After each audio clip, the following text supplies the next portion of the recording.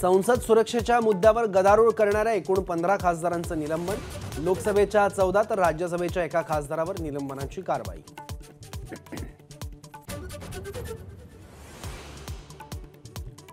मराठा आंदोलक ऋषिकेश बेदरेला हायकोर्टाच्या औरंगाबाद खंडपीठाकडून जामीन मंजूर।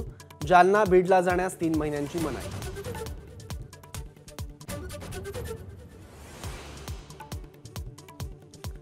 धारावीबाबत ठाकरे गटाचा 16 डिसेंबरला मोर्चा। अजूनही पोलिसांची परवानगी नाही। केंद्र आणि राज्य सरकार अदानींना पाठीशी घालत असल्याचा आरोप।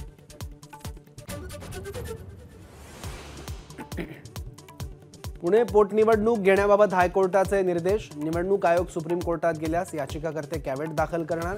याचिकाकर्त्यांनी दिल्लीत घेतली वकिलांची भेट।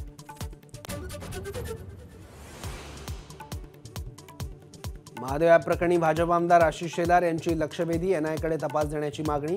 तर ईडी मार्फत चौकशी सुरू असून राज्य सरकारही अतिरिक्त चौकशी करते। गृहमंत्र्यांचं उत्तर।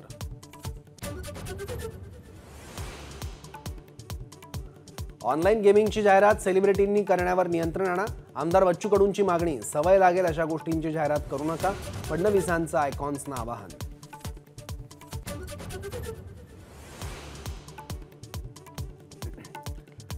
आर्टिफिशियल इंटेलिजन्सद्वारे होणारे गुन्हे रोखण्यासाठी राज्य सरकार कायदा करणार का? आदित्य ठाकरेंचा विधानसभेत सवाल। तर सरकार गांभीर्याने विचार करेल। फडणवीसांचं उत्तर।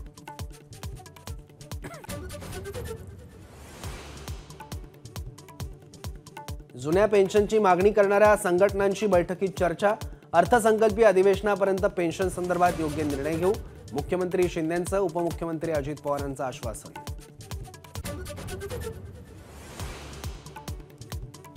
जुन्या पेन्शनसाठी राज्यातील 17 लाख शासकीय कर्मचारी आजपासून संपावर।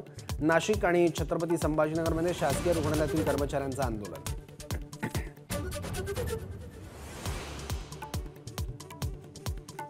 विधिमंडळात आज पायऱ्यांवर आंदोलनाऐवजी सर्वपक्षीय आमदारांचं फोटो सेशन।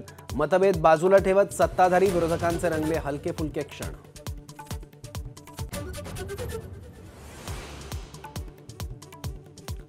राज्यात 10 महिन्यात 2478 शेतकऱ्यांच्या आत्महत्या।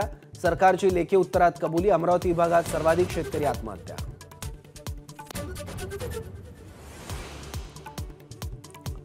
अहमदनगरच्या मढी देवस्थान अध्यक्ष बदलावरून तुंबळ हाणामारी। लाठ्या काठ्यांनी झालेल्या हाणामारी 3 ते 4 जण जखमी।